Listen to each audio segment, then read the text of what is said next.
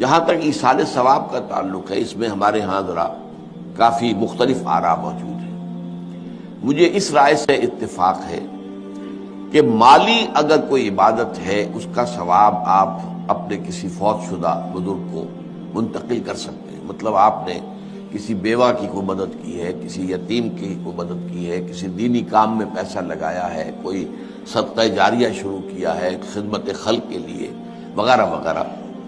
اس کی تو جو ہے اس کے ثواب کو منتقل کیا جا سکتا ہے کہ اللہ اس کا ثواب میرے والد یا میری والدہ کے منہ کو پہنچا دے۔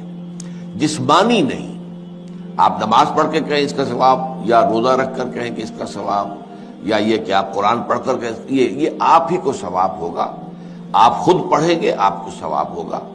البتہ ایسے تمام افعال کے بعد جب آپ اللہ سے دعا کریں گے، یہ نہیں کہیں گے کہ میرے اس فعل کا ثواب منتقل کر دے، اے اللہ میرے والدین کی مغفرت فرما،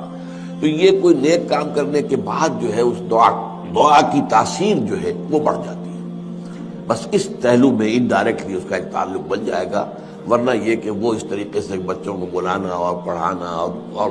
یہ جو ہے سوئم میں کرنا اور قرآن خوانی کی محفلیں، یہ سب بدعات ہیں، اور یہ در حقیقت دین میں اضافے ہیں، اور ان کی کوئی حقیقت